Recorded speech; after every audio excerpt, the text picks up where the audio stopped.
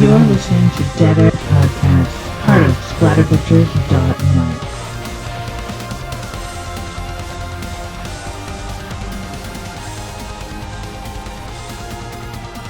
What's up, everybody? Wes, Dead Air Knife here with Always. Typical Lydia.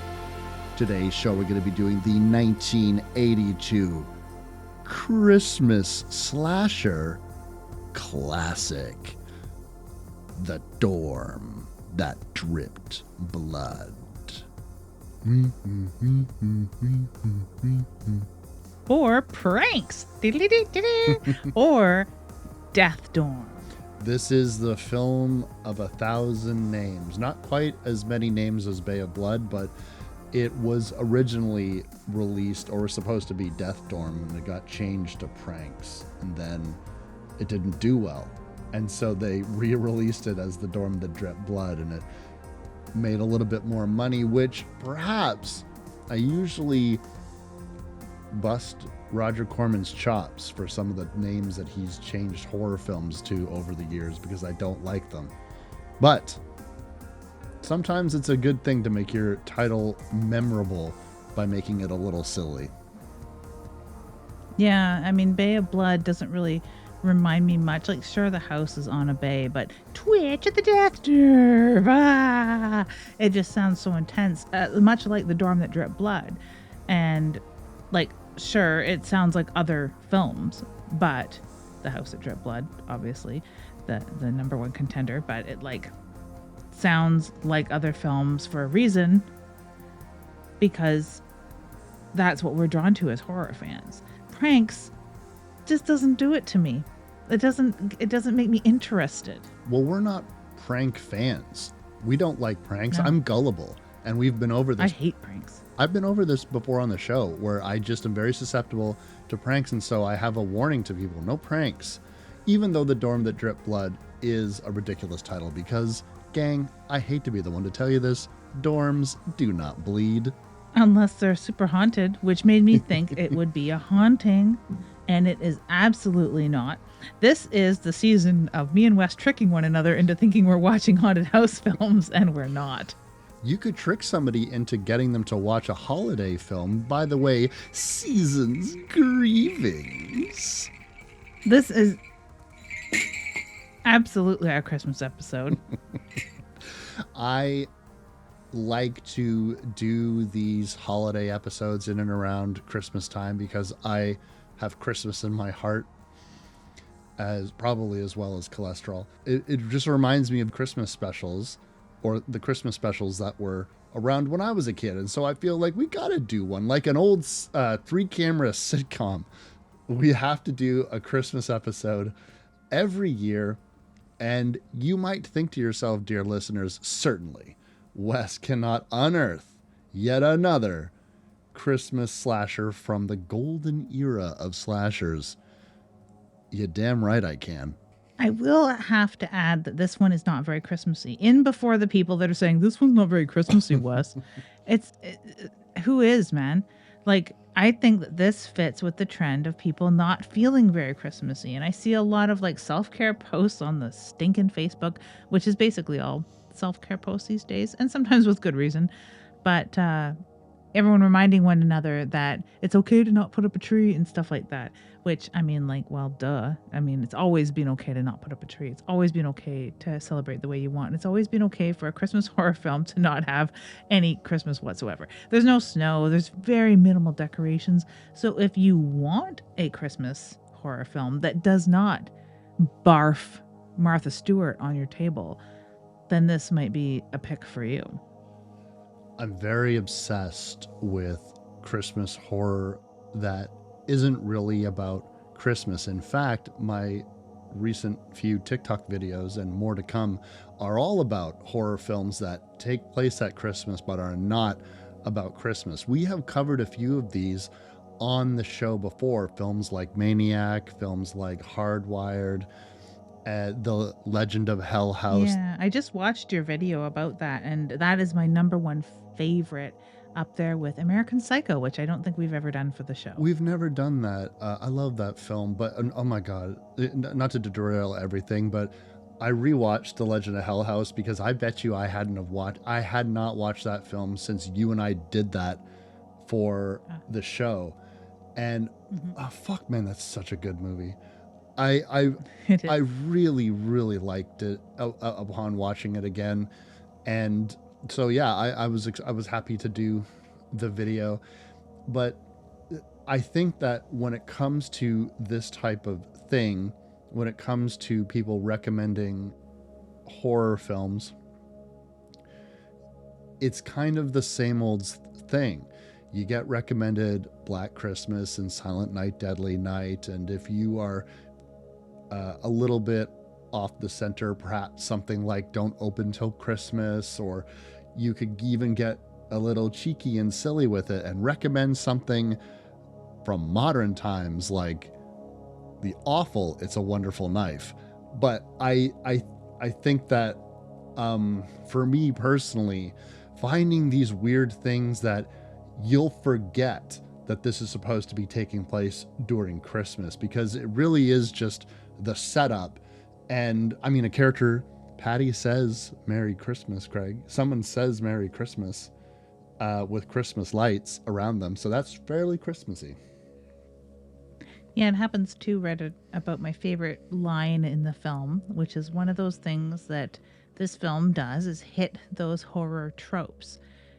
And it comes very early in that slasher arc too. It's a 1982 film, Mm-hmm. so not far behind some of the greatest of the genre. So of course it's, if not riffing off those things, pulling inspiration from those things, and it hits these notes, which we'll talk about as we hit them in the plot. But it has one of those lines where it's that trope of someone saying it's not funny anymore, and just one of my favorite things. And there's a few of my favorite things in this film, even though it's not, it's not the best. It's not the best horror film out there. You're going to see mixed reviews. You're going to see people saying that it's boring, sleepy, waste of time, not good, blah blah blah blah. All those things. Don't believe those. Also, kind of don't believe the people that say it is a spotless, 100% perfect, uh, the best slasher film ever. It's not that either. But boy, it's a contender. I wish it would have never suffered that stupid name Pranks. Although, I will say, the name Pranks works really well with the trailers. Have you watched any of the trailers for Pranks? No, as a matter of fact, I haven't seen any of the trailers for Pranks. Oh, the trailers are great, and they play on the name quite a bit with their, epic voiceover. They play on that name, and they do like a P, and then they have something, and then R, and then they do something from the film A. It's like, what are we building up here to? Pranks. Seriously, it's very foolish, but hilarious in hindsight. It is. I think that when you are looking at this film, by the way, Stephen Carpenter and Stacy Glacino, they were inspired by Friday the 13th to write this film. So if it sounds and looks and feels familiar, it was probably because it was made within that mold. And we've talked about this before, from the golden era of slashers, 1978 to 1984. That period of time in which there was this huge period of prolificacy in terms of this subgenre of horror. But the thing that often gets lost in the shuffle is that even though films like Halloween really established the mold going forward, and at least proved to people who make films that these things can make a lot of money, which is what really got the ball rolling. Friday the 13th absolutely solidified what this actually is going forward. And so all of the cheesy tropes that you really think about, or what a lot of people were copying, was Friday the 13th. I don't know if it just seemed easier to make that than Halloween, but so many people directly are citing Friday the 13th when they were at least in the thick of it making those films. And a lot of these slashers were coming out like on the heels of it. And I think that when it comes to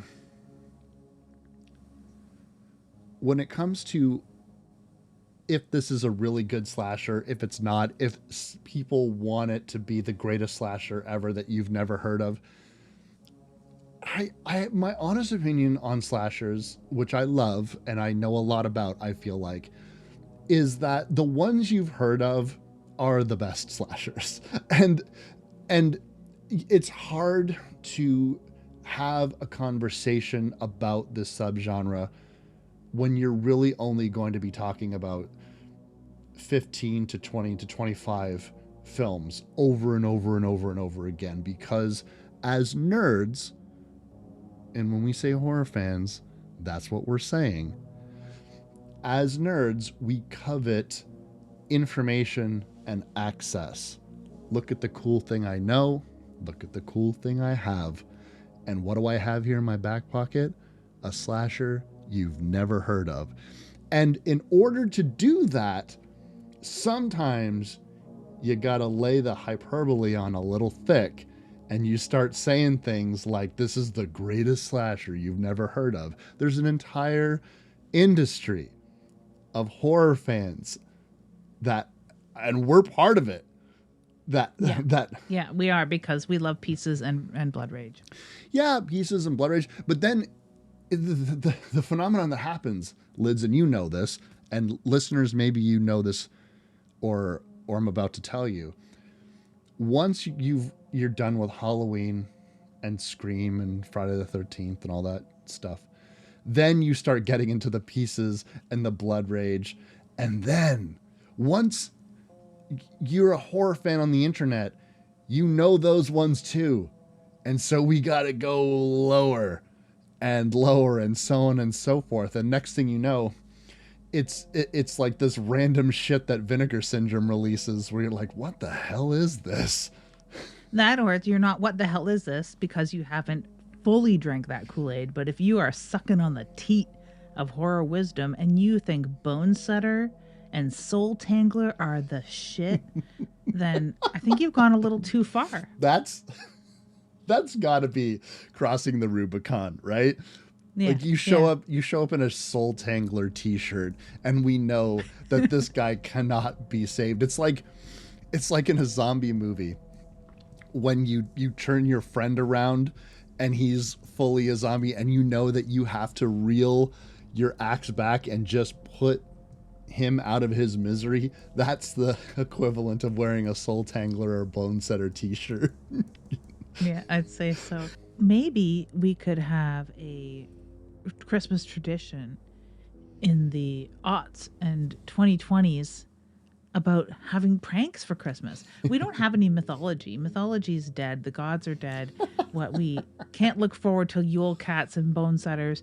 What we need to do is create our own little traditions, and maybe pranks was onto something way back then, because I can't call this movie completely derivative, and that's a word that we haven't tossed out yet. I think it's too close to the fount of slasher film in the early 80s to be derivative. It didn't have enough time elapsed for it to be derivative. They were inspired by those original films, so there's nothing like wrong with what they're doing. And they, as we'll talk about it, there's some things that they do in this film that are so original, and near the end, maybe it is their greatest feat and their folly at the same time. But you don't like rip things off or pay homage to or get inspired by and create a clone of and still also end up on the Video Nasties list, because they actually did achieve something really well here. And I'm surprised that I'd never heard of it before, but I say that about a lot of these older slashers because they're not necessarily my forte. Yes, I'm the one that wallows in this subgenre. And that's how come I've brought to us films like To All a Good Night that we've also done for one of our past Christmas episodes. So, for that, I do apologize. Sometimes I am very insistent, particularly since, I was thinking about, while I was watching The Dorm That Dripped Blood, on our previous episode, listeners, if you haven't checked that episode out, I was a little lukewarm on the film in our previous, and I was watching The Dorm That Dripped Blood today, And I was thinking to myself, I don't have a fucking leg to stand on. Why am I criticizing? I'm sitting here criticizing a beautifully shot, wonderfully acted, competently made film. Whereas I'm not going to say that this is an incompetently made film because I do like this movie. But where the fuck do I get off telling Lydia that, I don't know about this one, Lids? Like, where? Like, I felt, I felt bad. But that's a thinking man's response to that, because while watching this, I'm like, yeah, this is the counter to that film. Like, did he pick this because he didn't like the last one very much? No. It really is the counter to that. And that's when you're watching these sorts of films, you are looking for specific things in them that are the redeeming quality. And it's not that it excuses the entire film. It's the thing that makes us want to go back and watch it. It's the thing that makes me go and take a look at what the ratings board thought of particular scenes. It makes me go back and look at where this actress went in future roles. Those sorts of things. Some movies can have a higher production value and not have those things, not have things that make you curious, not have things that make you go, wow, not have things that make you research deeper, and not have things that make you want to watch it again. Well put. But I feel bad saying this now because that was really well put. But fuck all that, Lydia. Fuck all that. Fuck all that beautifully articulate and very true thing you just said. Because we got to tell them what the fuck this movie's even about anyways. Sometimes separate vacations aren't the answer, because you're either going to end up dating yourselves or one of you is going to get dead. That's really, really it. It starts out as a separate vacations gag. It looks like it's going to go into meatballs territory.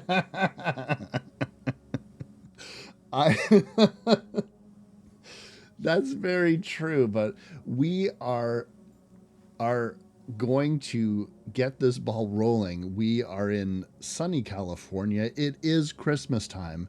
I often shudder to think what my life would be like in a one season area of the planet. I feel like I couldn't enjoy Christmas without the snow. Although, thanks to climate change, I guess I'm going to experience that one of these days. But we have Joanne and her boyfriend, Tim, and they're going to be separate from each other during the holidays because Tim's got to go skiing with his family. So we will call Tim red herring number 1.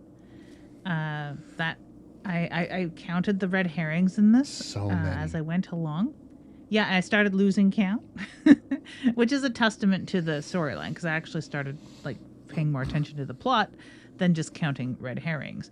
And we start out with 2 off the bat. But like, I really like this scene as a setup because they're kind of partying college people, right? And they've got a big group of friends. The 2 of them taking off to go skiing. His friend they're going to drive up. They're like, yeah, the road is in this condition. I've got these tires, snow tires. Hell yeah. And they're all stoked about snow tires. And I think it's hilarious. Yeah, college kids. A lot of people at this party look like they might be bare minimum 45 years old. I kept expecting them to all admit that they're all TAs and teachers. This is a weird role play where they're all pretending that this is a college party. We have it every single year. It's college. It's the end of the year college party, 1961. Every year is 1961. Pretty much, really. Like, really. The youngest looking one, I think. Well, Patty looks very young. True. As well. But Debbie may not be able to go, which is that's going to save her ass, right? No, this is a horror film. She's definitely going to die. She's definitely going to die first. I had her pegged for dying because she might not be able to go. Her parents may not want her to go. And not only that, but we get one of the strangest things at the very beginning of the film. We get a kill right away. And there's something really interesting about this because on the one hand, We've seen this a million times. A cold opening with a death, that makes perfect sense. We have seen that numerous times in horror films. It's nasty too. Talking about in the last movie we watched, someone's Yeah. hand getting split. This one seems inordinately sadistic, where they're kind of choking him out and then simultaneously cutting up the guy's hand with another knife. And you're thinking, who's this guy? Who's running for his life and why is he getting killed? But don't worry too much about that, guys. It's not important. Yeah, it's like the skateboarder in pieces. The first girl in it follows. Who cares? Who cares? We're just trying to remind you that this is a horror film. This is the dorm that dripped blood, and you can't have a dorm that dripped blood without cracking a few college kids. I don't know where I'm going with this, but we know that right now Joanne and Tim are taking separate vacations. And Joanne's not even taking a vacation. She's staying behind because they are demolishing. Is it their entire school, or is it just this one building on the campus? It's supposed to be the dorm, right? The dorm that dripped blood. It's the dorm. The dormitory is being demolished because it's old or whatever. But I kept thinking, like, man, it looks like it's a whole school. A dorm typically does, like larger ones, does have like, might have a little kitchen area. It might have a meeting hall. Like there's not classrooms and stuff though. And this building just seems way too big, and it seems to have other buildings and grounds.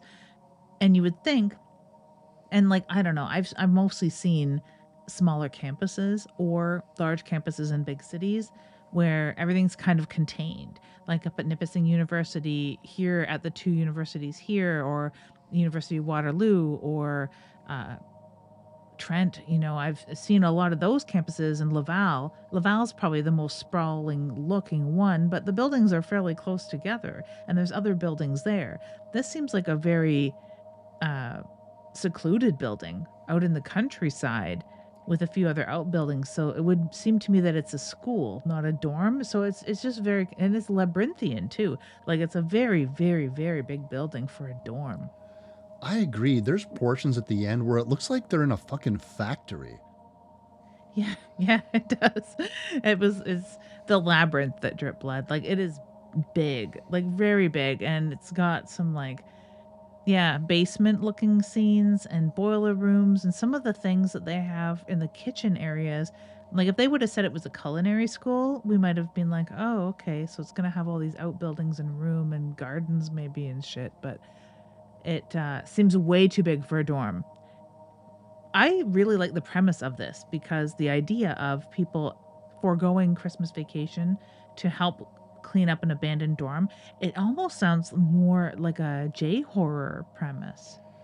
You are really right about that. I hadn't thought of that, but it's true. It does seem a little unusual because you have these. Joanne seems to be running the entire thing. I know they have like a maintenance guy who's an adult who is in the area, but why is clearing this building? Where are the adults? Who shouldn't teachers, or probably more accurately, people who own the building, be hiring people to do this? Why would you require student volunteers to clear out a dorm? Particularly, let's say that they did, for the sake of argument, get Debbie 5 people. Are you're going to clear out a dorm that probably houses hundreds of students, or in this case thousands of students perhaps? But it's beyond strange to me, but it is a really cool idea because it allows you to isolate these characters within a school where they don't have outside help while they are effectively camping in a big building. I can sort of relate to the idea of them, like, this is after the time that the dorm is shutting down, before the time they have like asbestos remediation and actual demo teams. When we closed down for the pandemic at my work, everyone was responsible to come back to the workplace and gather up their own personal belongings. And there was a small team of people, the social committee and other people, who were tasked with moving the objects for people that couldn't or didn't work for the company anymore or didn't work for the agency anymore or for whatever part of me or for whatever reason just left their stuff, because there's people like that in this world. And I had helped clear out one of my supervisors' areas and another portion of another area that had a lot of house plants and stuff. So like I can see why there would be this little tight team to come in sort of in between those two things. All the students taking all their own stuff, and then the students that had like being kicked out or whatever have their stuff left over that some people need to volunteer to come back in. Otherwise it just all gets demoed with the building, right? So I kind of get it. I just think it is like very unique in a very party centric movie landscape of the early 80s, where expecting that kids would be like, yeah, sure, I'm going to forego my vacation and help clean out a building. Where there's a roving maniac too, which I think is kind of neat. We do get some blood-stained hands with Craig, who would probably be our red herring number 2, with actual red paint on his hands that he's washing off, like a very like telegraphed red herring. And I'd say Brian is a little bit of a red herring at the beginning just because he is our prankster. I think that this film really tries as hard as possible to keep you guessing, because this ultimately is in the tradition of the classic slashers of a whodunit. They don't want it to be too obvious who is going to be perpetrating this crime. The first crime that we see to a character that we know is, of course, the lovely Debbie and her parents. This is the most egregious thing. Do you think that you're going to get a Scream scenario in which her parents arrive too late after waiting in the car to come and pick her up, or the sad dad from Black Christmas? And no, they're going to get it first. We're going to get a baseball bat to the head. It's got nails in it, just in case the baseball bat wasn't enough. Got some nails in that too. And then their mom, classy looking lady, gets garroted. I think that a back seat of the car killer is one of my most favorite kills, most favorite kill scenarios. It's up there with, being boiled to death. Put a pin in that. And it's also up there with like bathroom deaths. I like, the girl goes in the bathroom. It's usually a girl. And the killer comes in there or whatever. Even if it's a dude in the bathroom, we got some Halloween kills that sort of turn that on its head in later entries into the Halloween franchise. I absolutely love a good bathroom kill, but a backseat of the car kill is a little more personal. You feel safe in your car.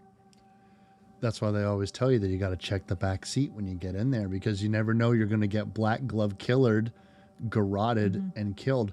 This kill, by the way, in Debbie, sets up a trend, and a very interesting one at that. Our killer is not one of those slashers that uses everything under the sun. When the person is conscious, he likes to knock you out and then do something terrible to you. So Debbie gets knocked out and then dragged just so, and then he fucking just runs her over with his car, or with her parents' car. It's quite the kill. And the opening scene kills pretty brutal too, but it happens in darkness. It happens quite swiftly, and we don't know this person. Here, not that we know her parents, but we understand who they are. And it's just tragic for the whole family to be wiped out within minutes of one another, silently, stealthily, without knowing each other are dead, really. And then for her to be run over in the car, it's amazing. We also get a little treat here in that we feel that the killer won't be anonymous for long, because they are indeed wearing black Converse sneakers. I didn't even notice that. They are indeed. And it is a thing throughout the film that they are the Black Converse killers. I like that. It's almost like you've given them a fun serial killer nickname. It does. It feels like that. And it also feeds the whole like, well, shit, if this was a stage play, we'd know who the killer is because we'd be able to see their feet, but we can't here. And it helps with that, well, who would be wearing cons? Could be male, could be female, could be young, could be old. It helps with our, mystery, our whodunit starts to feel a little more tight because we have our first clue. Not that it helps. It really honestly doesn't help. But this is super bloody too. And this is when I started thinking, what is it that won this its video nasty rating? Was it the scene? No, but it is pretty brutal. I remember you curious about what earned something a place on the video nasty list when we had watched Madhouse. And interestingly enough, it was a drill that got that movie on the video nasty list. And so maybe drills are a good factor because you know what else is on the video nasty list? Driller Killer. Absolutely. And is Slumber Party Massacre, is it on the list? I don't know if Slumber Party got on the list. Now I want to know, just in the interest of drills. Perhaps they were like, you know what? We will have Mastercraft Makita or, I don't know, Canadian Tire will come after people if this passes because we're villainizing household carpentry tools. Yeah, it's the carpentry industrial complex just keeping these horror films down. It must be Walmart. All things you can buy at Walmart. You can't have that in a horror film. Big DeWalt. They're trying to. Yeah, Big DeWalt. They're trying to keep them down. While all of these murders are going on behind these, by the way, the reason that Debbie and her entire family get killed so flies in the face of how the plot actually unfolds, and we'll get to that when we get to the ending of the movie because I find that so egregious. All of a sudden we learn that there is some unsavory people around here, and there's some this is like quintessential early 1980s where the only thing that could get you on someone's short list of creepy weirdo that you should probably call the cops on is you don't talk to any of them. You're standing around and you have frizzy hair. If you have kind of a Robert Smith head of hair thing going on, you're beyond suspect. Did you end up watching any of the recent televised on YouTube concerts of The Cure? No, but I've seen his wispy. It's gotten like a wispy quality to it now. It's wonderful. But yeah, I highly recommend the recent concerts that have been on YouTube. They're really gorgeous. But John Hammett, the vagrant that hangs out, is not wonderful. He's he works as a creepy character. He looks like a creepy peeping Tom or something. He's digging through garbage and Patty's sort of like hiding, and I kept being convinced that he's going to like see her peeking around the corner looking at him raiding their garbage. But yeah, he is a pretty interesting looking character. He is also, I guess, red herring number 4 already. I mean, we're what, 20 minutes, 15 minutes into the film, 4 red herrings. It's really true.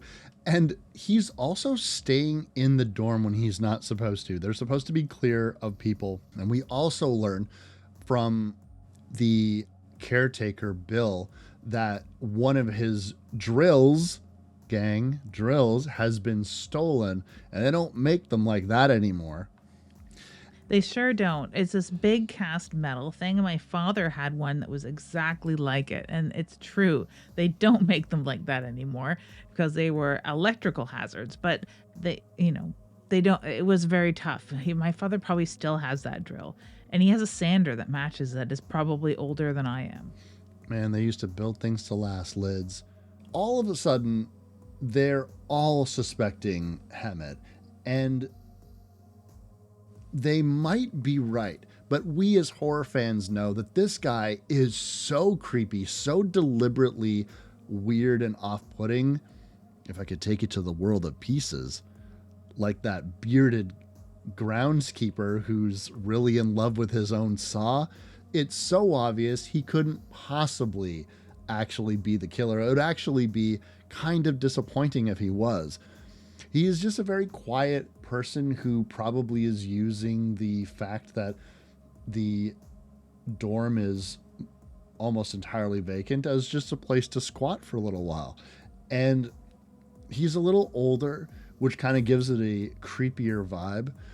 But I mean, at the end of the day, there's not going to be, he's not going to be the only creepy person that's going to show up in and around this part of the movie, because guess what? Bobby is also a fucking character in this film. And yet another red herring. And really, really creepy. Like, so far, we have this nice mix of teens that are 40 years old. And it's like a mix of males and females. Everyone seems pretty respectful. Craig is a really cool kind of dude. Like, so what? He was watching red paint off his hands at the beginning. That was just a visual red herring.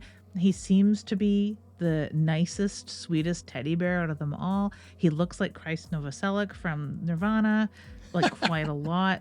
He does. And like, just, he seems like a very nice dude.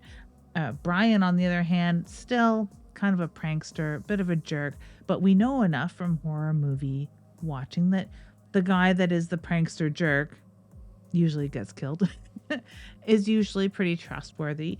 So they're doing their due diligence as far as like setting up these red herrings and then pulling back on them. I mean, Tim really is going skiing. We haven't had a hint that he hasn't. So we don't have like any reason to really, distrust these guys, except this Bobby dude who is like right away creeping up on her, close talking, as you pointed out in our conversation before, and being like, is there anyone else here? Are you here all alone?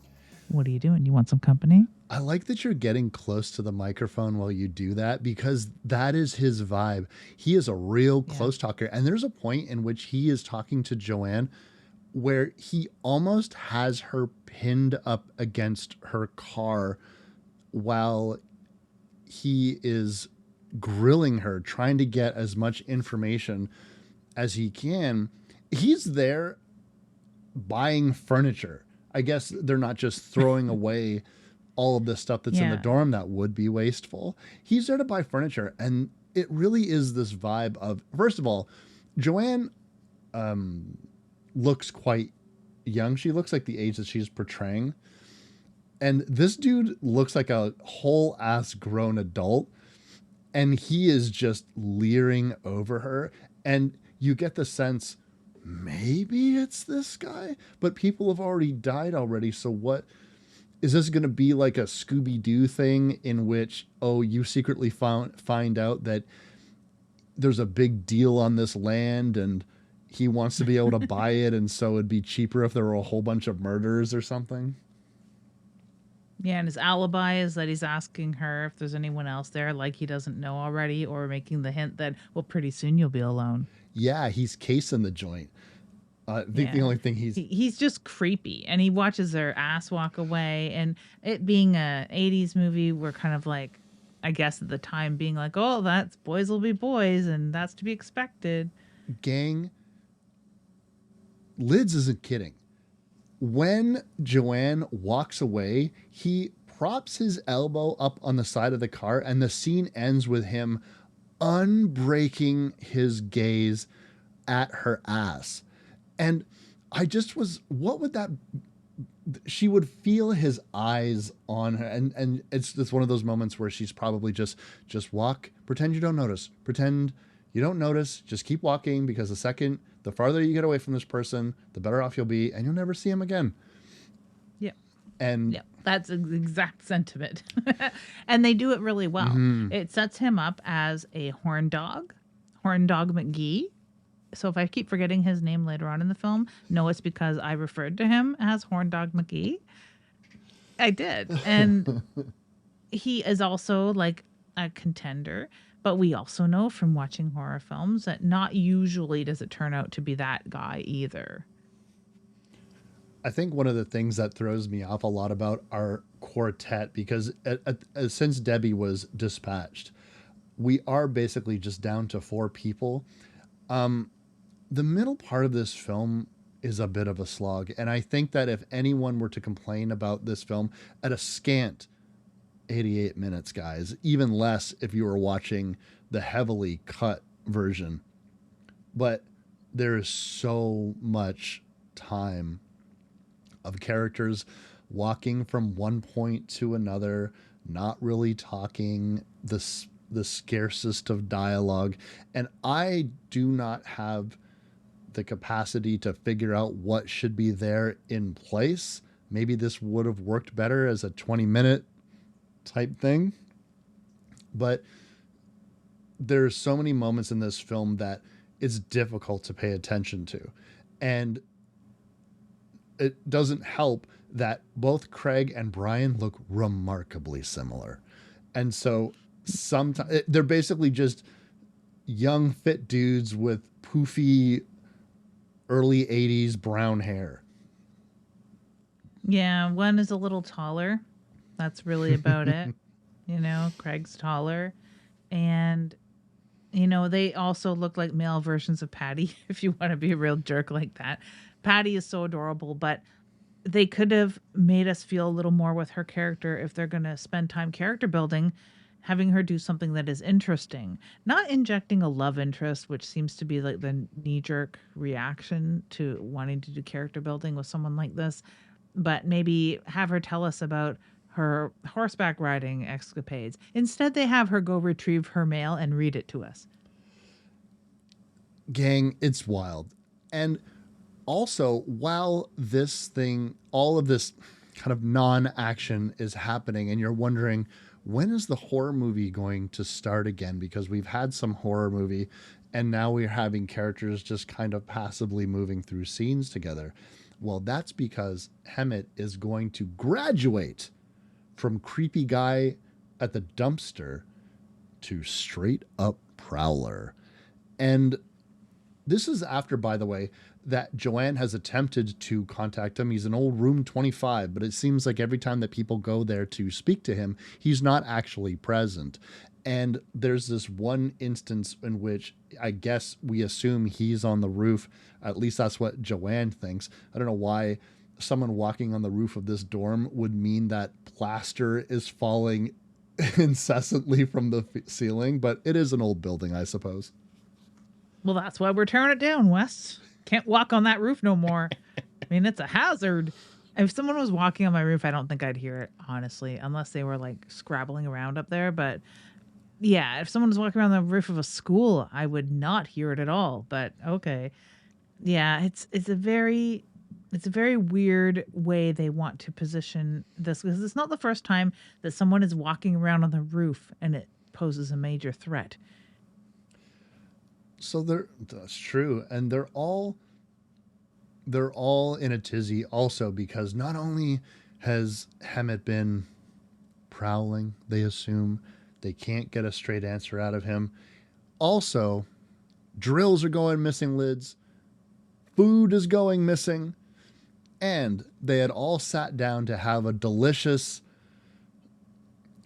looks like they cooked 2 pigeons, but I wanted to get your opinion on this. Have you ever had a holiday meal quite as festive as this? It's 2 rotisseries from the A&P. This is a Bob Cratchit level sad Christmas meal, but we should, be grateful. It's very much appreciated for such a meager feast. It's going to be destroyed by a baseball bat. Now, we've seen a bat in action before. And so while everyone is trying to figure out where Hemet is, their food is destroyed.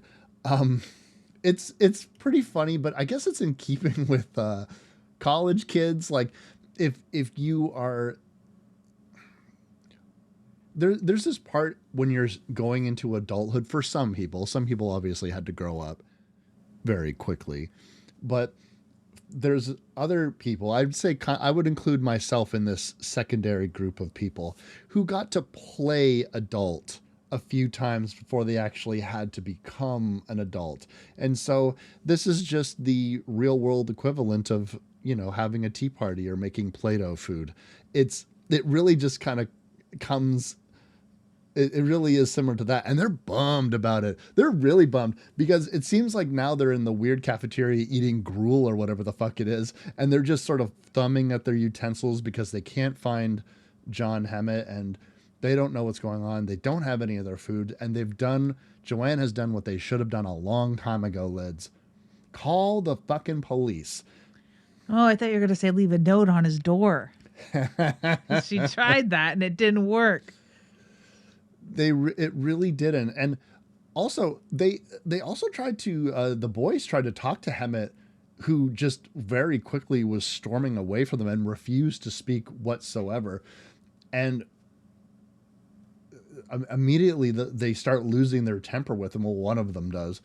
And that's not working. They finally have called the police, Lids, and the police basically say, okay, well, go about what you're doing. And because they have recently picked up somebody who was causing disturbances, and it seems to match the description of the person that they picked up. Now, this police officer, I'm assuming he wasn't the one that had done the arrest. He probably heard it over the radio. So he doesn't know the name of the suspect that they have in custody.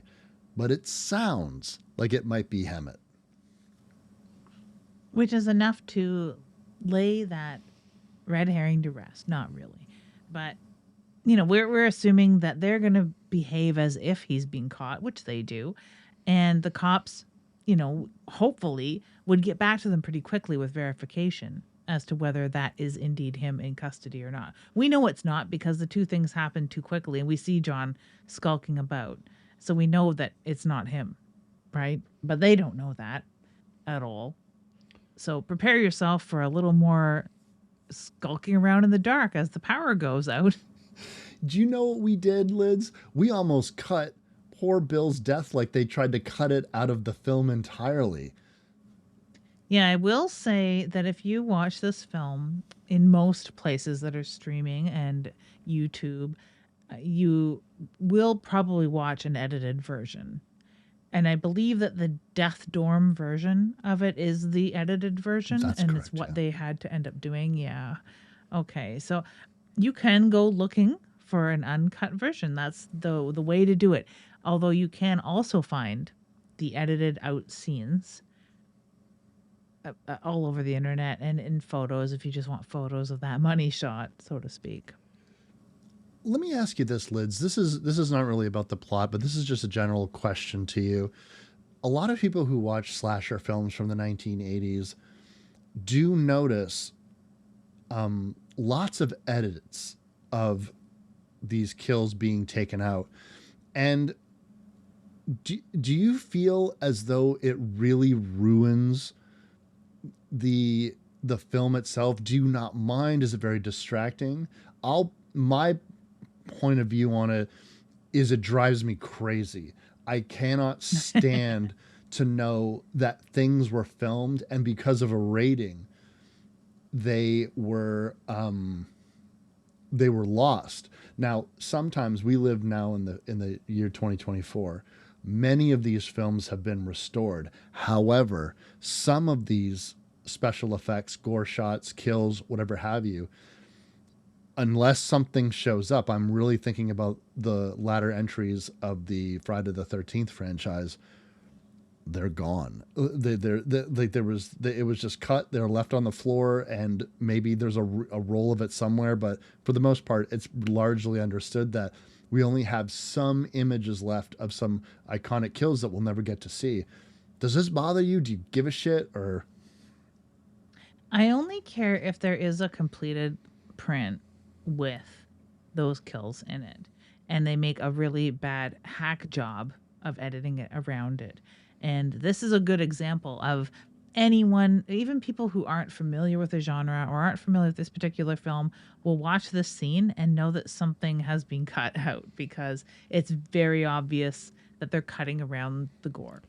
And to the point that you're wondering, like, well, did he live? If you're watching the edited version, because you don't have any verification that this person did in fact die. You get a blood splatter on the wall, which typically means that they might have made it, right? Sometimes. But in these edited things, I don't really care for the most part if it's done well, because there's lots of films that are filmed for like a PG audience, or they just want a soft R. They don't want the hard R. And they film around their own gore, and those scenes don't exist, but you don't feel like there's something missing there. It's when you feel like there's something missing. This scene is a really good example of that. So if you're wondering what we mean by kills that are edited and pissed you off, this one, where you rewind it and you think you've missed something. There are several kills in this that are so obviously butchered unless you see. I've seen the edited and I've seen the unedited version of this film because, and I'm that person. I will buy another $50 fucking Blu-ray if it means that something that was originally there was restored. And the film I'm thinking of the most, of course, is My Bloody Valentine. That film was okay with its edited kills, but it is so nice to have them restored and to have a proper version of it, because you know these set piece kills are usually what people are there for. Yes, it's comfortable tropes and all that kind of stuff, but going back to this film, weirdly, the edited kills contribute to the plot twist. And we'll talk about that when we get to the plot twist shortly. But right now, Liz, the cops say go about your business. Your food has been destroyed. You're eating gruel. Maybe Hemet has been captured. We're not entirely certain. But it's getting late, and now the power is out. So we have to grab our candles and flashlights, and we have to get to the bottom of this, because Hemet is on the prowl, we assume, but we as the audience think maybe not, because wouldn't you know it, who's calling the dorm and talking to Joanne and trying to get over there? He wants to have a drink. He wants to get to know you. Come on, what do you say? It's Bobby, who, by the way, is married, has a hot wife that wants to fuck him, and he wants to go pick up this college girl. So just in case you weren't convinced that this guy is a swine, this scene will confirm it. Yeah, Horn Dog McGee, dog will hunt, I suppose, is what you say here. He's a horrible individual, and he's a creepy individual. He's creepier actually than John Hammett in a lot of ways, because you could scare John Hammett away by talking to him, not this guy, not Bobby, not Horn Dog McGee. Yeah, I like this stretch in a way, because I already got used to the downtime in this film, and this is another stretch of that.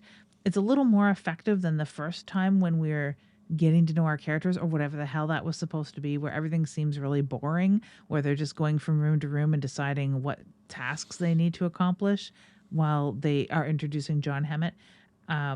This is another one of those downtimes in a way, because it is a lot of them sneaking around in the dark, and a lot of like tension building scenes, and some misplaced tension building scenes, and some very effective tension building scenes. But this is where I really started to notice, or like where I really started to appreciate the use of the waterphone. I definitely noticed the use of the waterphone throughout this film. It is like their main instrument, and that wins it points. If it didn't have a waterphone, if it didn't have an unending parade of red herrings And if it didn't have just like awkwardly believable characters, it would really have lost a lot of points for me.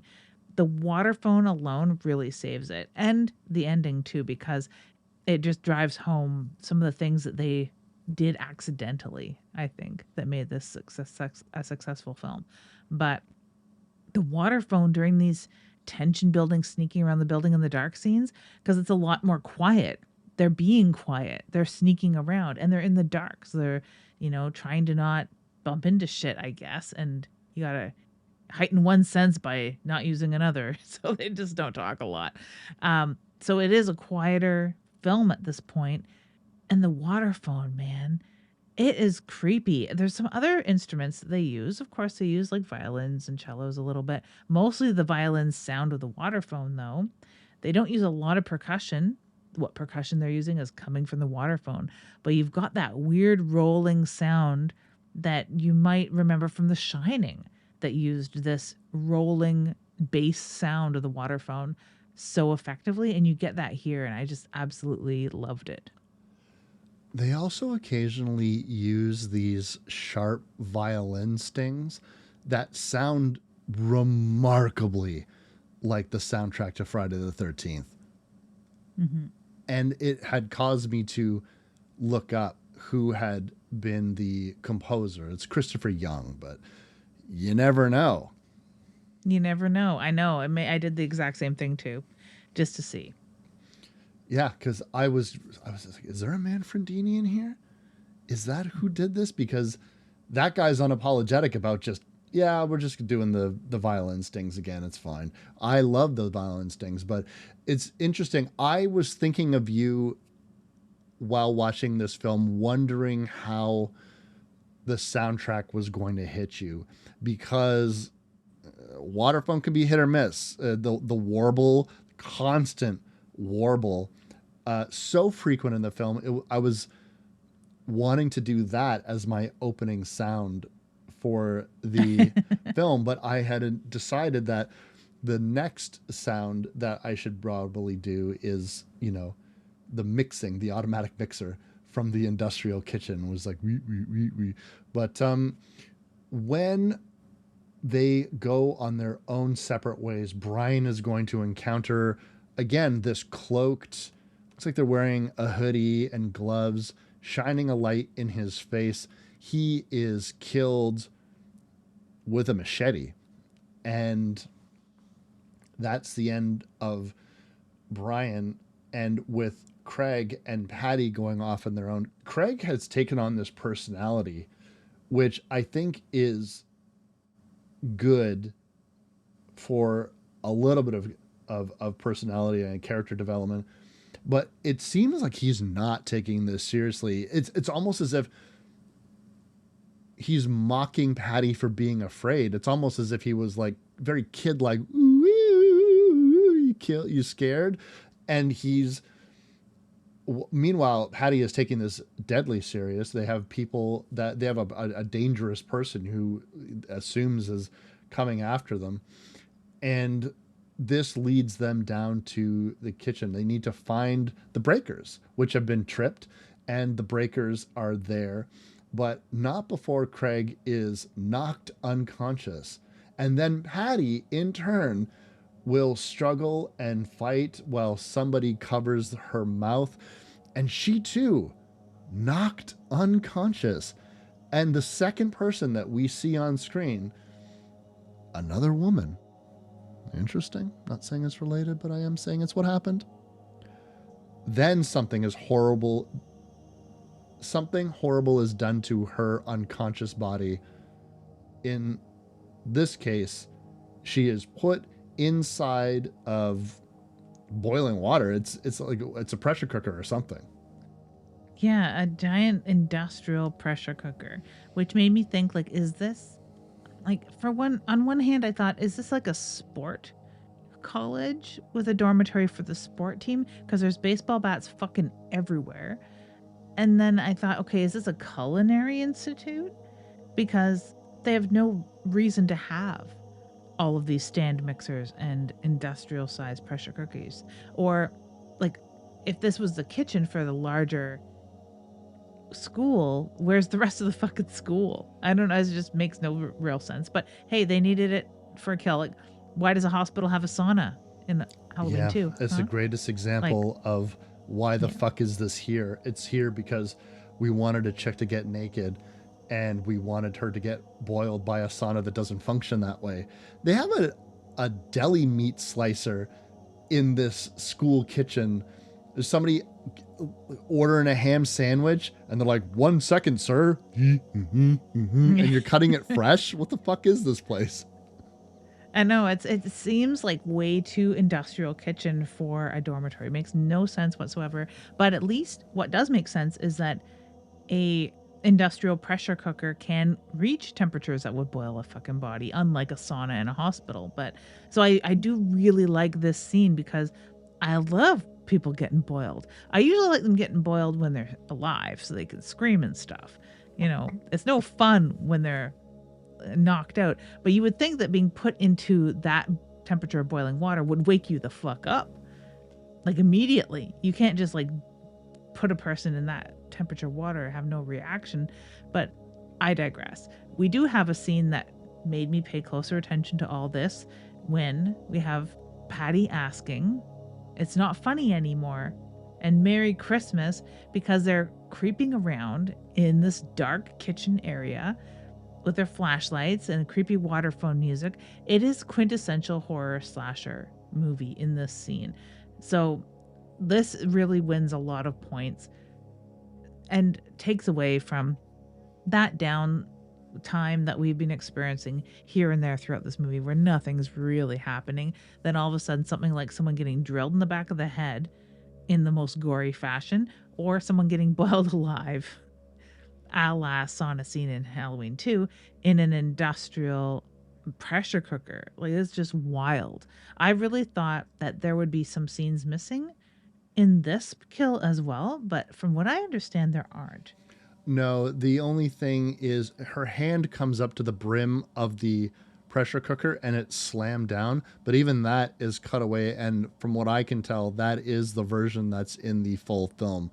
We get a body reveal later that gives an indication of the damage that was done to her body. But I think, much like the Debbie getting run over by the car, there's a strange cruelness to a lot of these deaths, while at the same time being oddly humane, in the sense that in both of these cases, these women were knocked unconscious before something awful happens to them, which is a trend. The edits make this so hard to pinpoint what the fuck might have happened, but evidently Craig is not only up and running, but he is back up with Joanne. He has no idea where Patty is, and they are now going to explore the place together because they know that, as far as Craig is concerned, John Hammett is the one who has conducted these murders. Joanne has discovered Brian's mutilated, dismembered body and has armed herself with a machete, and they need to find John. And John, by the way, is in the building stalking around, and we can see him. But not only can we see him, Lids, but this is the first time that he decides to speak. And what does he have to say? It's not Merry Christmas. It's not, it was me all along. It's not the calls are coming from inside the house. It was, let's get out of here. You need to get out of here. He's sorry that he stole the bread, so he is a thief, Lydia. Yes. But is it wrong for a hungry man to steal bread to feed his family or himself? No, I say. And so maybe he's a good guy, but here's the thing, the real truth of it all, Liz. He's also fucking terrifying because he, like, much like everyone else that gives this guy a hard time because of his Robert Smith hair and his weird hunched forward shoulders walking stance, and the fact that he kind of walks like a zombie. It's been a very intense incident, and what they're going to do, there's two of them, and Joanne has tried to fight. they've both been kind of disarmed and fucked up immediately because, but John is not going in for the kill because he is trying to explain himself, which lets you know that something is up. So they concoct a way to basically have Joanne act as bait of some kind. And that is going to, as he approaches, because by the way, she did manage to at least machete his arm, where he bursts into blood. It's like, it's one of those horror things where you could tell how the effect was done. I like all the blood. I just wish they had gotten it at a better camera angle, but you can't win them all. And when you're watching Craig sort of get the drop on John, man, do you really wish that he was a better fighter, because he's not great.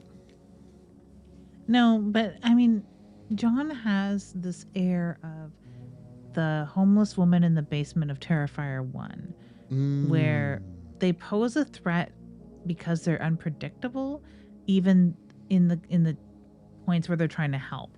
And you cannot blame the other person for not really understanding or believing them, because they kind of make no sense. They're also kind of terrifying, and they're coming at you. Yeah. Which is never a good feeling.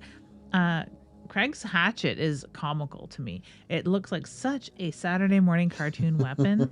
And I had just finished reading Clown in a Cornfield 3, which is very juggalo heavy. And I learned all about juggalos and hatchets from that book. So I just had this this is a clownish, horror rap freaking weapon to be using. It looks very Wile E. Coyote. Craig himself, at times, I want him to really just own his character entirely and become Evil Ed, but he doesn't even have that either. So they're not good fighters, and they're not even good heroes. It's funny that when you want to get someone to listen to you, you just keep repeating over and over again, we have to get away from here. You have to believe me. You need to say more and different words when people think that you're trying to kill them, and you just, like you said, are just coming at you. Just, we have to go. You have to come with me.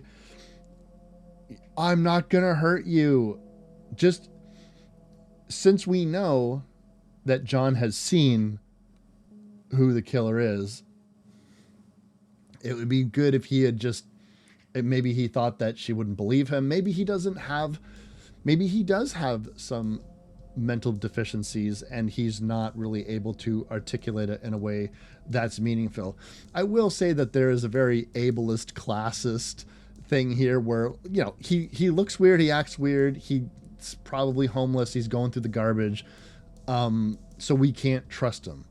And yeah, he's not that cool freaky freegan from down the road that has a PhD and is a secret millionaire. That's not the sort of time we're living in 1982, 83, or 81 when this was filmed at all. But we also have another mark against him, is that he is indeed wearing black Converse, and he does indeed have bloody hands and a hatchet now. They managed to kill John, and it seems like everything is over with and they can finally relax. But in a twist that is difficult to explain, because Craig won't be explaining it very well himself, he turns out to be the killer. And this is both the most believable and kind of lame excuse. But I will say that The Dorm That Drips Blood has a powerful argument on the side of people who believe that the killers in these movies hate women and therefore punish them. I'm thinking of, like Roger Ebert, like a disturbing trend in the movies, like that classic special that Siskel and Ebert did all those years ago, where all of the films that they cited about the killers hating women and these movies are against women and they don't like feminists, none of the films they ever use as an example had the motivation having anything to do with any of that whatsoever, and it's complete bonk. But this, he doesn't like anyone around Joanne because he's crushing on her real hard, and she won't give him the time of day. And he's jealous of Tim, but good thing Tim didn't show up. And he didn't like Brian because she was getting cozy with Joanne. And Debbie, well, Debbie was he needed to be alone with her. Little did he know that Debbie wasn't coming, and that's why his parents were there. And so he kind of killed her for no reason. But who was the guy at the beginning of the movie in the dorm that he killed? What did that have to do with Joanne? Then, and Patty, the reason to kill her is clinging on to you all the time. People are always clinging on to Joanne Lids, and he wants her for himself, but he won't give her the time of day. And that makes her a bad person.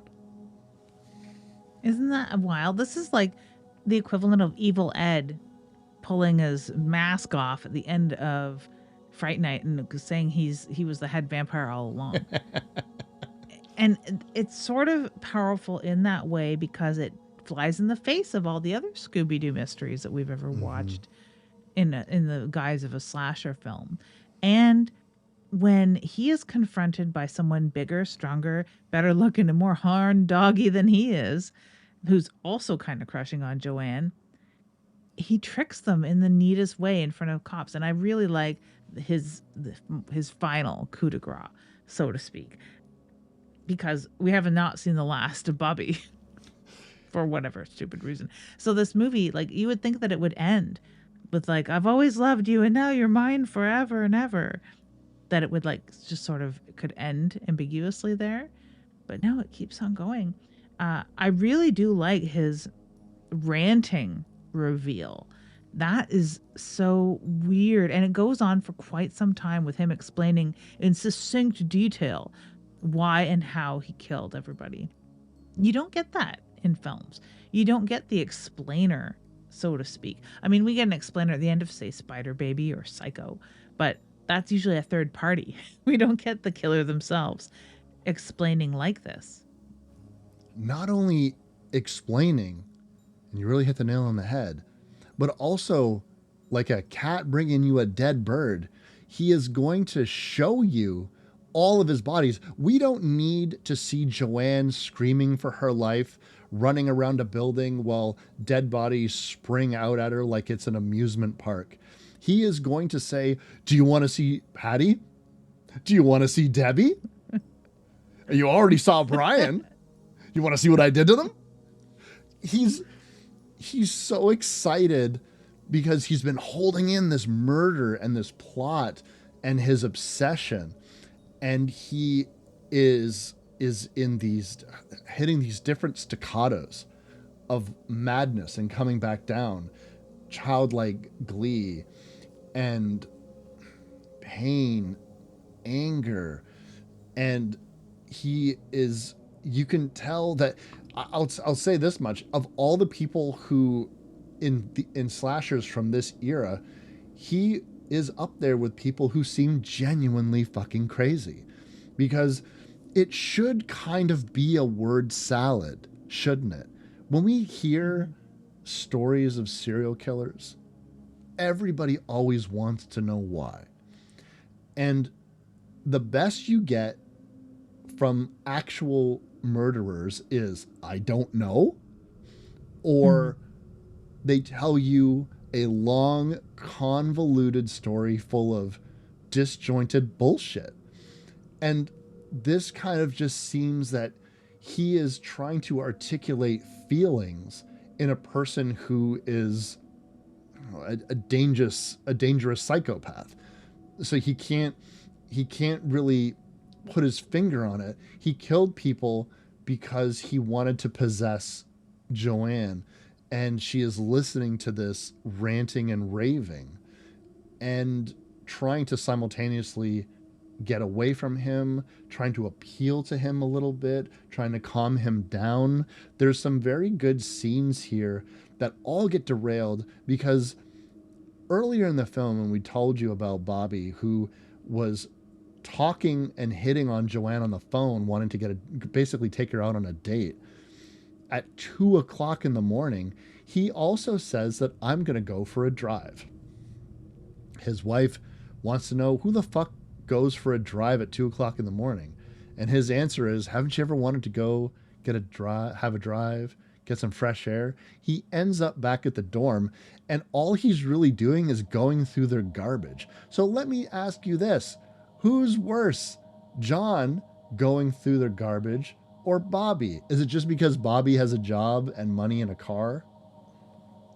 No, Bobby has a ulterior motive because he's probably looking for information on Joanne and how to get in her pants if there's a manual in the garbage for how to do that. Where John was doing this to survive, and he wasn't even interested in who was at the dorm. Quite honestly, Yeah. he just was more interested in getting food, a place to eat, shelter, and in probably a transient way, not for long term either, because he probably knew, he probably got the gist of the memo that that building was going to be demoed. I mean, for on the other hand, Bobby could be there just looking for more things to sell because he's some sort of contractor or a junk dealer or whatever he is. So he could be doing that, but he's mostly there to try and get his uh, dick wet, hopefully, with Joanne.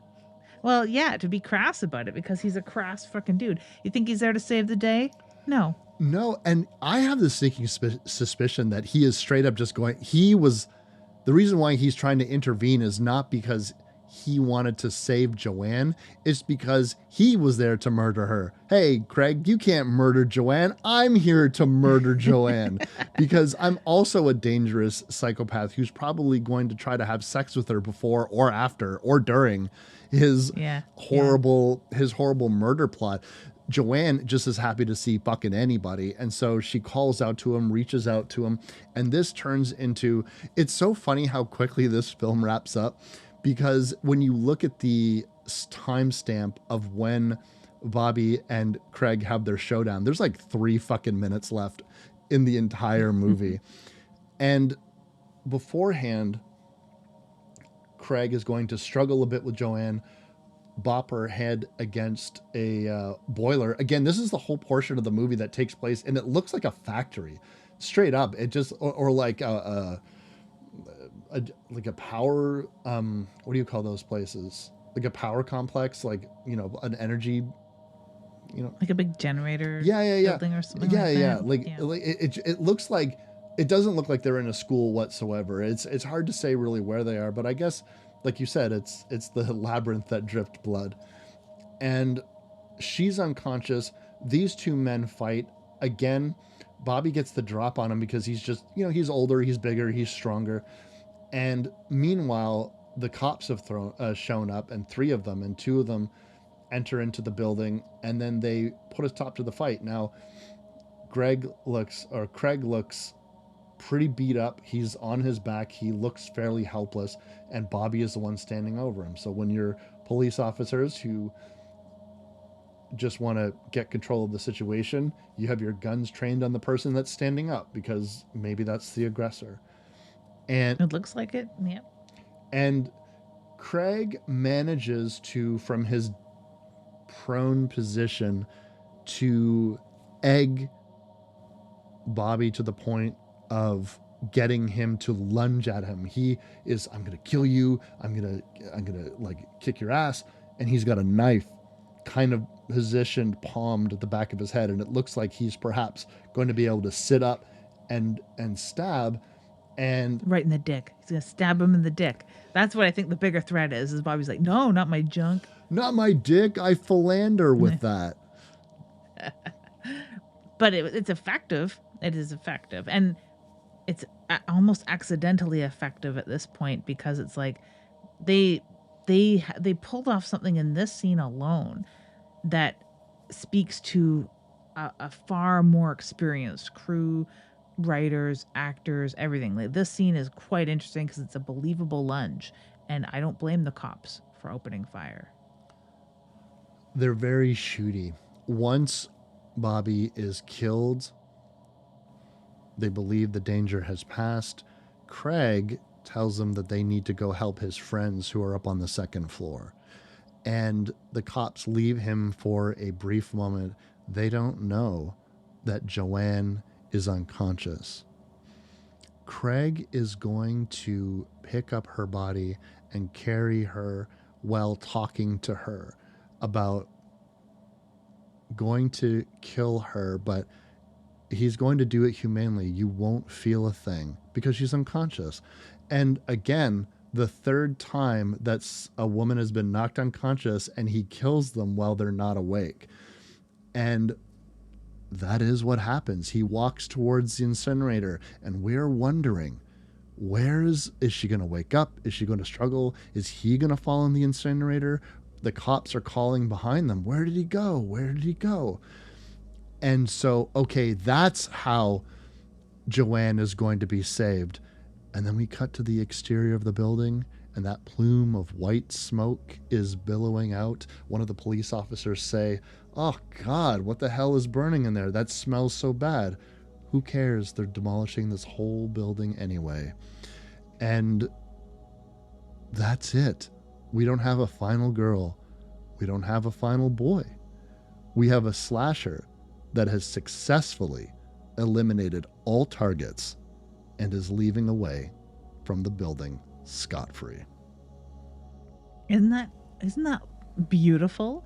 And like I said, just like on one hand, there's so many people that would feel this is not resolved properly, especially in 1982 when the final girls reign supreme. And Craig is not a horror movie maniac to look up to by any means. I mean, he's victimizing unconscious women. Not cool. Absolutely not cool. Certainly not cool in a college dorm. Like, he is the most uncool killer ever. And they pulled the taffy with so many red herrings. By that time, we're edging on red herring fatigue. By the time we get a very awkward reveal, there's so many things wrong with it, but it's like accidental weird gold in some scenes. It's not enough to redeem it in the way that it could have, maybe. And the proof is that not everyone has ever heard of this film. It's harder to get a hold of. It's not spoken about in the same breaths as Friday the 13th or even Terror Train, which it shares a little more with. Like, it's such a weird ending, such a weird film in that way, and the end really clinches it. And like I said, it's its foible and its feat all in one.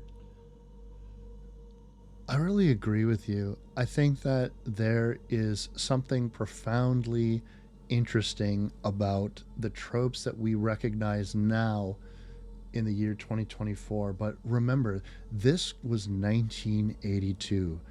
We didn't know what a final girl was. Perhaps in the back of our mind, we knew what a final girl was, but Carol Clover hadn't given us that expression, and other people hadn't taken that expression and ran with it in their own directions. And we hadn't really had endless issues of Fangoria and Rue Morgue, podcasts like this one, TikTok videos, YouTube summaries to analyze these films into oblivion, because we are all at the mercy of content. We need to continuously talk about new things and in different and interesting ways. But back then, which is always where I will want us to try to put our minds into it, they were just trying to make a film like Friday the 13th. But perhaps as a writer, you wouldn't say, well, we have to have a final girl because all of these movies have a final girl. I almost can guarantee you that the conversation was like, what if in our movie Jason won? Yeah. And that's refreshing at the time, I'm sure. That's our take. That's our idea. You just twist ideas that you want to copy a little bit to make it your own, and it's the most obvious fucking answer in the world. If the movie that you like had your killer get defeated and good triumphs over evil, why don't we make this one a bummer? Why don't we just make this killer? Now, it's a shame that Craig isn't as iconic as a Jason or a Michael, or isn't even as entertaining to watch as a, a slumber party massacre, or, blood rage. We can think about those very interesting, charismatic, visual type people. This is just a dude. Now, when you're watching this horror film, you could probably intuit that all of these red herrings will come down to one of these two brown-haired boys is one of the killers, but it's not going to. It's going to fly in the face of, he's not a long lost brother. He didn't witness anyone die. He doesn't have a mother that's compelling him to do all of this stuff. It's not the mother himself or herself doing any of this stuff. He didn't have a stake in the land. He didn't do anything. They just said he is obsessed with Joanne. And in real life, when dangerous people become obsessed with a person, they kill them.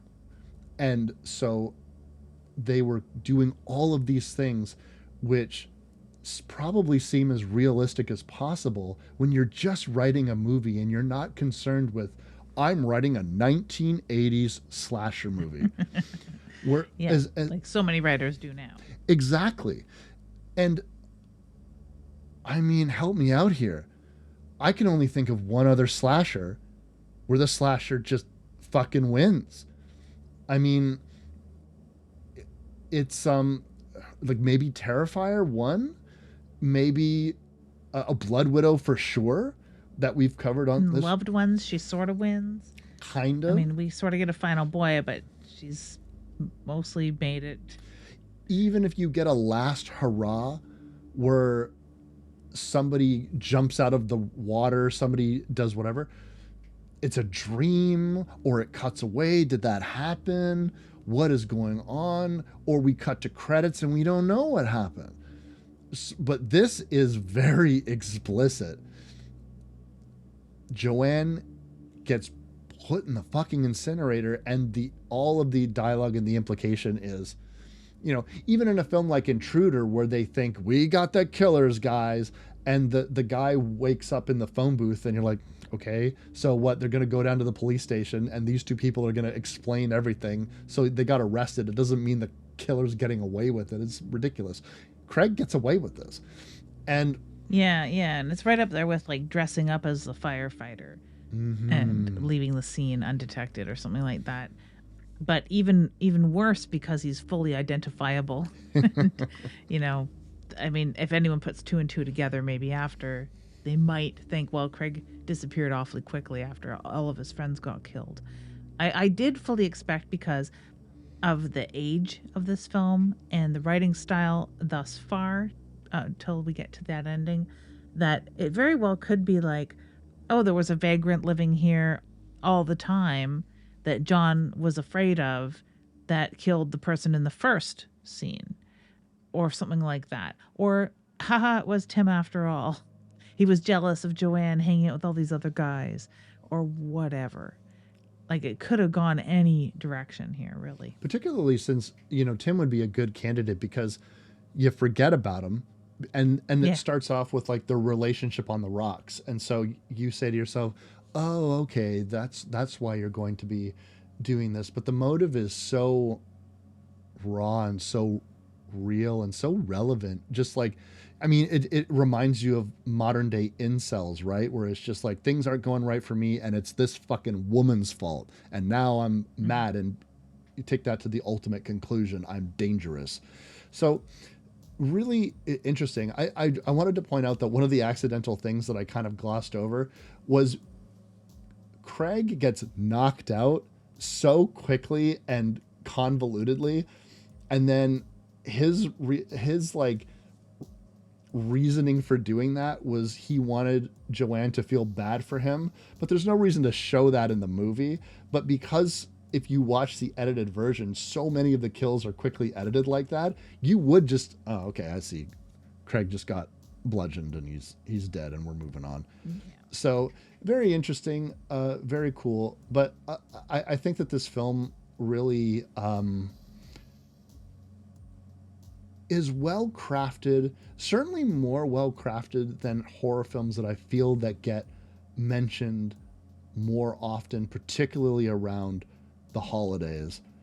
But I think that it's not Christmassy enough for people who want holiday horror, and it's not a strong enough slasher beyond that for people to be like, this is my go-to watch slasher all year round.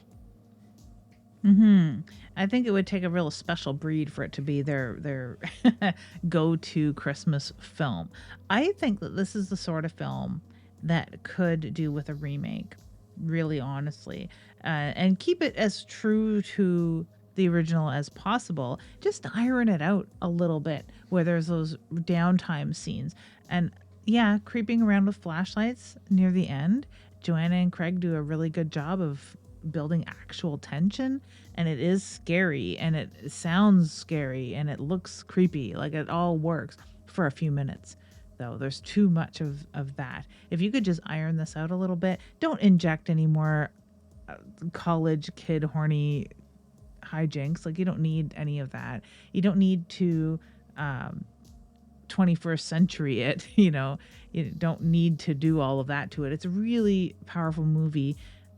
Just the execution back then in a very small budget that hardly won its budget back, right? Like, there's a story there, though. You just have to wade through a whole lot of nothing to get to it. By the way, Lids, I wanted to interject before the episode gets to its official conclusion to remind our listeners that this will be our final episode of 2024. So we wanted to make sure that we wish you guys a happy new year and to thank you for the last 12 months. I fucking get so emotional because we've been doing this for so long, and I appreciate you guys so much. But now that we've moved a lot of our analytics and stuff over to Spotify that I get to see, I can see exactly with our handy dandy Spotify wrap how much you guys have been listening to the show and how much you guys have been liking our episodes. Gojirem Haunted Asylum, by the way, was our #1 episode, released back in January of 2024, and it still remains supreme as our most watched episode. It is so inspiring year after year when we, hit some big ones. We hit some big ones for the birthdays. We hit fun little holidays from time to time. I mean, not every Thanksgiving can we do something as fun as Blood Rage, but here we are at Christmas doing the least Christmassy movie, the most bummer Christmas movie in quite some time. And still, it's nice to know that we have a whole fresh year ahead of us too, with no signs of stopping. We had not as many episodes as we typically do put out per year, but after the larger hiatus that we've talked about from years before, we did pretty damn good at getting out an episode almost every 2 weeks. So it's only a by chance that this is our Christmas episode and last episode of the year. So Merry Christmas, Happy New Year, Happy Holidays, or whatever holiday you follow, even if it is just going to the theater or something quiet like that. Coming up next, we are going to veer out of the 80s and into perhaps 18th century and back again with Last Voyage of the Demeter. Wait, did I say it right? Yes, I did. Okay. Sort of linking on to the hype that is the current Nosferatu movie that is in theaters right now. That looks so amazing. The Robert Eggers Nosferatu is something that everyone is going to be seeing on Christmas, I'm sure, because it is the most Christmassy film out there, is it not? Not unlike this little bah humbug that we just watched today. But yeah, Last Voyage of the Demeter, I've seen it. Wes has not seen it. I am stoked. I have a real problem with pronouncing Demeter or Demeter. I don't know why. It is Demeter, right? It is Demeter. I keep saying Demeter. Probably it's one of those things where I read it that way as a kid, and it's always stuck in my head wrong. It's totally fine, and I am the same way. For some reason, I never even thought about it because I don't. When I was reading the first time I read Dracula, I think I just blew past. It's a very short segment of the book where they're on the boat. So I'm very interested. I have not actually watched this film myself, so I'm very interested to see how you pull the taffy on a couple of pages of a book and make it a whole movie. But I think out in the sea, it's a little chilly, and I think it'll get the vibe right for going into the chilliest months here in Canada. I've been really wanting to do some chilly stuff, so I'm excited to finally get to see this. And at the very least, from what I've seen of the trailers and some of the promotional stuff for this film, monstrous vampires, which I'm in love with. And my God, I'm so excited for the new Nosferatu film. I have been thinking about that movie all year. That is not an exaggeration. So I'm definitely going to want to talk a little bit about it. Hopefully, if we have both seen it, because I don't want to be having a whole ass conversation with Lids if she hasn't had a chance to go see it yet, which is totally up to her. Spoiler alert, he's a vampire.